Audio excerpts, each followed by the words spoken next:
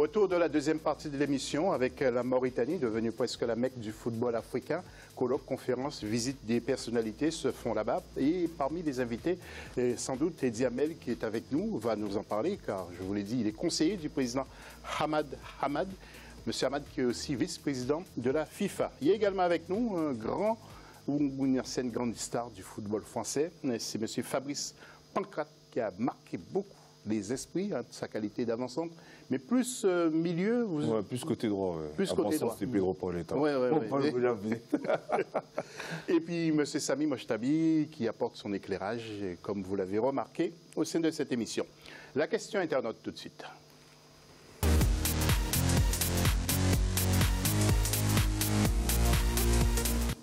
Et comment voyez-vous donc nos sélections pour cette Coupe du Monde en Russie, Sénégal, Égypte, Tunisie, Maroc et Nigeria? Eh bien, vous intervenez sur notre Facebook Africa 24 et l'hashtag Africa 24. N'hésitez pas. Le dossier tout de suite.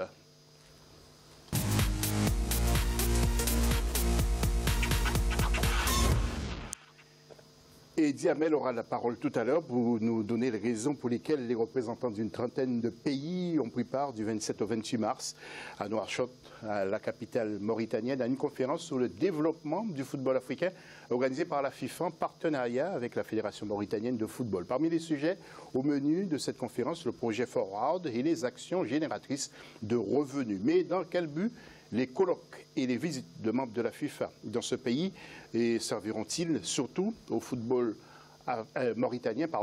Regardons ce sujet de Marcel Farba Maroun et après nous allons commenter. En partenariat avec la Fédération mauritanienne de football, la FIFA a organisé les 27 et 28 mars 2018 une conférence sur le développement du football africain à Nouakchott, la capitale mauritanienne. Au menu de cette rencontre, plusieurs sujets ont été débattus par les représentants d'une trentaine de pays, parmi lesquels le projet dénommé Forward et d'autres actions génératrices de revenus.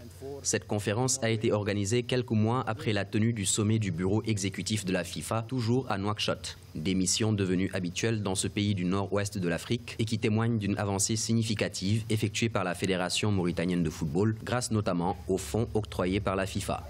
La sélection mauritanienne est sur une bonne dynamique depuis la prise de fonction du technicien français Corentin Martins. Les Mourabitounes ont parfaitement entamé leur campagne de qualification pour la CAN 2019, classée deuxième à égalité de points avec le Burkina Faso. Le rêve de participer à une première phase finale de Coupe d'Afrique des Nations est encore en marche. Et juste après ceci, le jingle, nous allons ouvrir le débat précisément.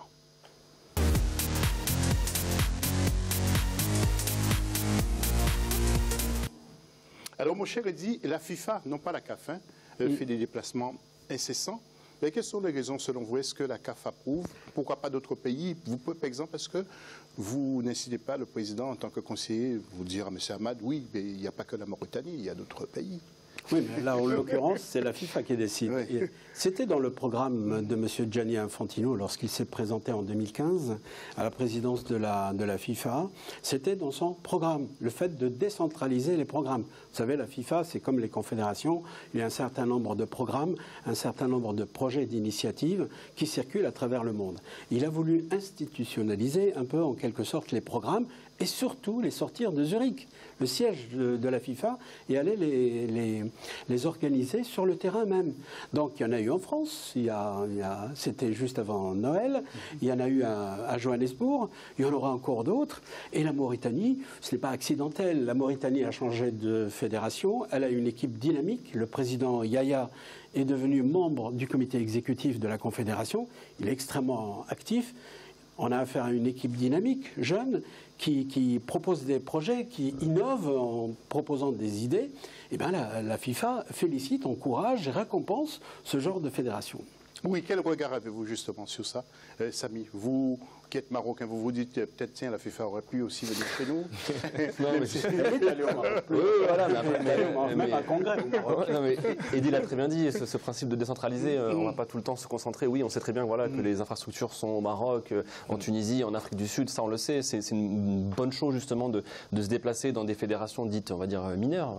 La Mauritanie est un football qui est éclos actuellement. Ils participent à la CHAN, ils espèrent participer à la CAN. Ils ont réussi à structurer leur fédération et leur sélection en prenant Patrice Neveu avait commencé le travail, Corentin Martins a pris la suite. Donc oui, comme l'a dit, c'est une récompense. Ça met la lumière sur ce football mauritanien qui essaye de survivre et de se développer sur le continent africain. Fabrice Parcat, la FIFA a pensé à vous, les Antillais, parce que maintenant, vous êtes affilié directement, vous allez percevoir 300 000 € par an avec un effet rétroactif sur 2017. C'est une bonne chose que les Antilles, la Guadeloupe, la Martinique et la Guyane soient reconnus maintenant par la FIFA. Ils ont pu donner plus. Et la Nouvelle-Calédonie. La Nouvelle-Calédonie. Quelle fédération? Quelle est votre réaction? Parce qu'avant, vous étiez complètement oubliés, vous, les Antillais. Mais on est oubliés depuis un moment. Ouais, c'est vrai, c'est une bonne chose parce que faut pas oublier que les stars entre guillemets d'aujourd'hui, ceux dont on parle, sont originaires des Antilles, pour ne pas citer Lilian Thuram ou Thierry Henry, ne serait-ce que. Et je veux dire qu'il y a un football riche là-bas, il y a un football avec beaucoup de qualité. Et aujourd'hui, les mettre en lumière de cette manière-là, c'est une bonne chose pour nous, oui, pour le football entier, bien sûr. Voilà. La Fédération royale marocaine maintenant de football dénonce un changement tardif de certains critères de sélection qui pourraient désavantager le Maroc face à son concurrent composé par le trio États-Unis, Canada et Mexique. La Fédération marocaine dénonce le changement tardif effectué par la FIFA de certains critères de sélection du pays qui sera désigné pour organiser ce mondial. Alors regardons ce sujet. Après, nous allons en parler aussi. Vina Naudin et Achille Dupois, nos deux femmes de la rédaction, nous présentent ce sujet. Regardez. Le Maroc accuse la Fédération internationale de football de favoriser la candidature américano-canado-mexicaine. La veille du dépôt du dossier marocain, la Fédération a modifié les critères d'évaluation des candidatures. Parmi les changements, l'obligation pour une ville hôte de compter au minimum 250 000 habitants. Les aéroports doivent être en capacité d'accueillir au moins 60 millions de passagers par an. Autre exigence, la distance maximale d'1h30 entre un aéroport et une ville haute ou l'agrandissement des fan zones. Si on se fie au nouveau cahier de charge qui a été donné ces 48 heures ou bien la semaine passée, le Maroc n'a aucune chance parce que le Maroc actuellement, si on demande 70% de l'infrastructure initialement qui était à 40 et qui est existante dans la personne des 6 matchs, des 6 terrains qui sont déjà existants, donc là on sort de ces critères d'attribution. C'est qu'on est en train de mettre les bâtons dans les roues du Maroc. Quand on dit que les villes qui devraient abriter les matchs de la Coupe du Monde doivent être minimum à 250 000, mais c'est vraiment des chiffres incroyables et impossibles du côté du Maroc actuellement, parce qu'il y a des grands stades, des très beaux stades, mais dans des villes qui sont moyennes. Candidat à l'organisation du Mondial 2026, le Royaume dénonce une évolution tardive des critères d'attribution qui lui serait fortement défavorable. Le Maroc a le sentiment que la FIFA chercherait à favoriser la candidature américano-canado-mexicaine. Le nouveau système de notation, scoring system, a été reçu le 14 mars, soit un peu moins de 24 heures avant le dépôt officiel du dossier marocain à Zurich. Un délai rendant impossible la moindre modification dans ce dossier. Le scoring system établi par la Task Force n'est pas conforme aux exigences des règlements relatifs à la candidature et à la sélection du ou des pays hôtes de la Coupe du Monde 2026. La Fédération royale marocaine de football ne saurait accepter que la FIFA puisse introduire des différences substantielles aux exigences initiales à un stade critique et tardif de la procédure de candidature. Le Maroc s'oppose à ce que le scoring system soit maintenu en l'état. Le Royaume réclame un respect de l'équité et de la transparence.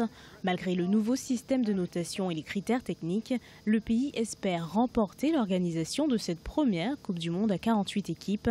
Les 207 fédérations membres de la FIFA éliront l'organisateur du Mondial 2026 le 13 juin à Moscou, à la veille de l'ouverture du Mondial russe. Et très sincèrement, c'est une décision qui doit faire bouillir certains membres de la CAF. Vous qui travaillez, qui êtes conseiller, comment réagissent les membres de la CAF, certains? Je voudrais juste faire un petit rectificatif. Oui, José, si vous permettez, sur le sujet, on a parlé de cahier des charges, mais il ne s'agit pas d'un cahier des charges. En fait, ce qui se passe, c'est qu'un pays qui veut organiser une Coupe du Monde satisfait d'abord aux obligations d'un cahier des charges. Alors, le cahier des charges, il est immense pour une Coupe du Monde. Ce n'est pas comme une Coupe d'Afrique des Nations ou un championnat du monde d'athlétisme. Pour la Coupe du Monde, il est gigantesque. C'est un gouvernement entier qui s'engage. Jusque-là, les 4 prétendants ont satisfait aux obligations en l'écrivant, en prétendant qu'ils ont absolument toutes les conditions, y compris donc le Maroc, l'unique pays africain, il a satisfait à ses obligations. Sauf que la FIFA a imaginé donc la création d'une commission qui s'appelle Task Force, non pas pour édicter de nouvelles règles de cahier des charges, mais simplement pour évaluer un peu une candidature qui n'est pas aux normes du cahier des charges. Donc toute la différence, elle est là. Donc elle n'a pas le pouvoir de dire au Maroc, vous ne pouvez pas être candidat. Cette commission, elle n'a pas ce pouvoir-là. C'est le Congrès, l'Assemblée générale du 13 juin à Moscou, qui, elle, fera par le vote la décision, sanctionnera la décision. Je pense que c'est une étape qui a été décidée par la FIFA pour essayer de décourager d'éventuelles candidatures farfelues ou fantaisistes. On en a vu par le passé. Ce n'est pas le cas aujourd'hui du Maroc, qui a une véritable prétention à organiser la Coupe du Monde, parce qu'elle a absolument d'abord toutes les obligations infrastructurelles, organisationnelles, locales, sportives, etc. À tous les niveaux, le Maroc présente aujourd'hui le meilleur candidat à l'organisation de la Coupe du Monde. En plus, si on élargit le débat, on dit que le continent, c'est tout un continent qui n'a organisé la Coupe du Monde en un siècle. Tout un continent de 54 pays a organisé une seule fois la Coupe du Monde. C'est injuste et pas normal.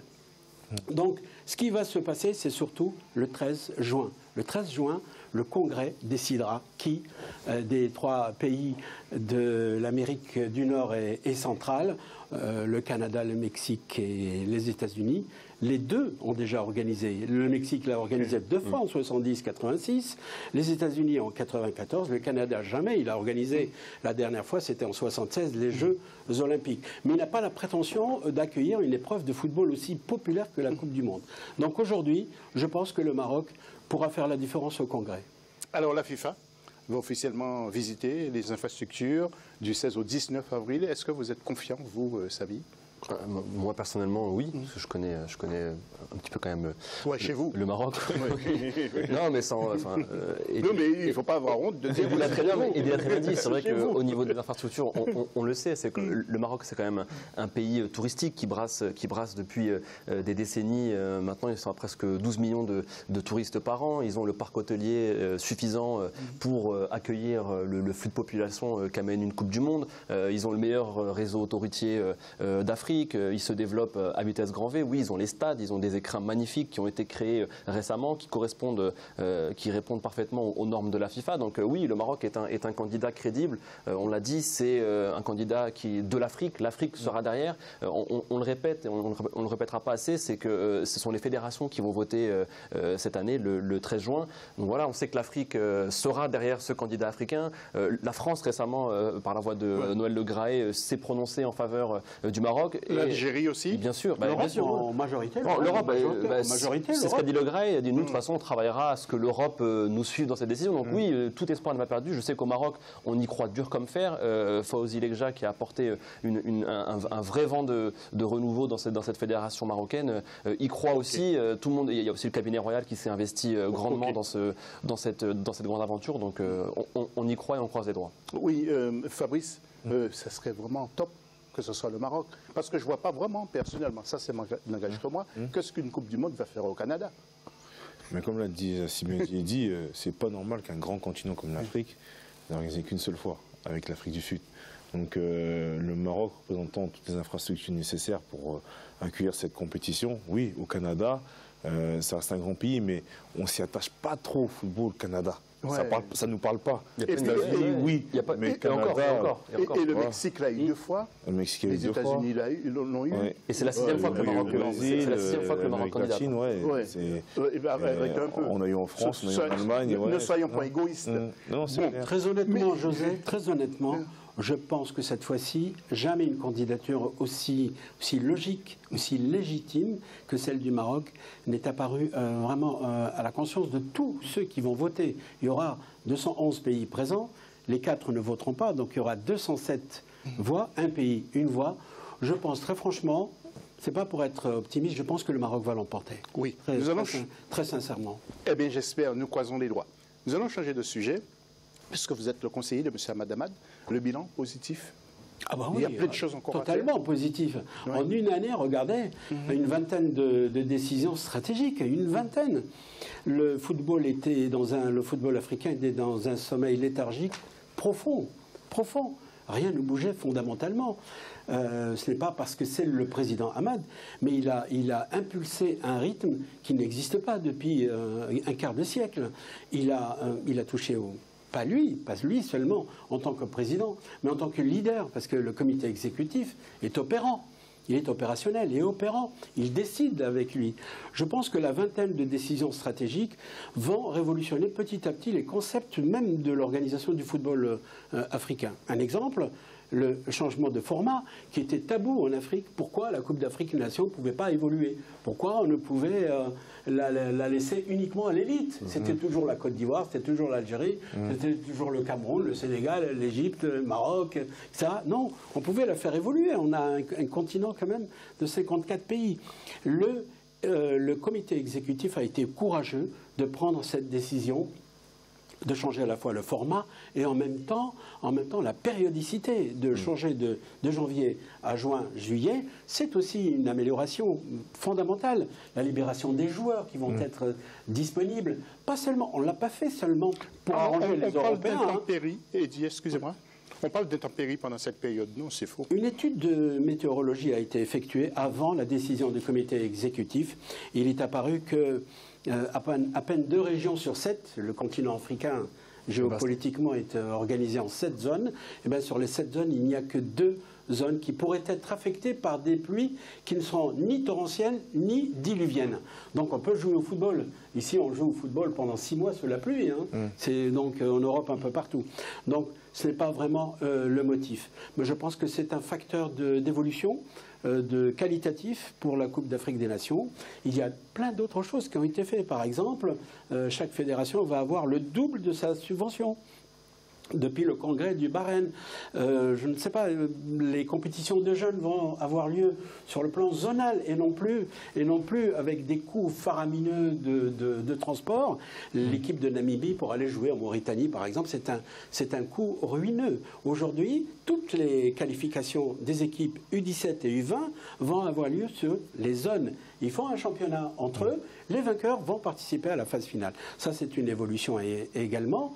Sur le plan médical, toutes les équipes vont avoir, pas seulement les 5 équipes africaines, ce fameux équipement dont je vous parlais, José, tout à l'heure, le FLIDS 8, qui est un équipement très sophistiqué, très pointu sur le plan médical, technologique, va permettre d'avoir un diagnostic instantané sur le terrain. Il est validé par la FIFA, donc les continents vont l'avoir. L'Europe ne l'a pas, mais l'Afrique l'a déjà offert aux 5 équipes représentantes.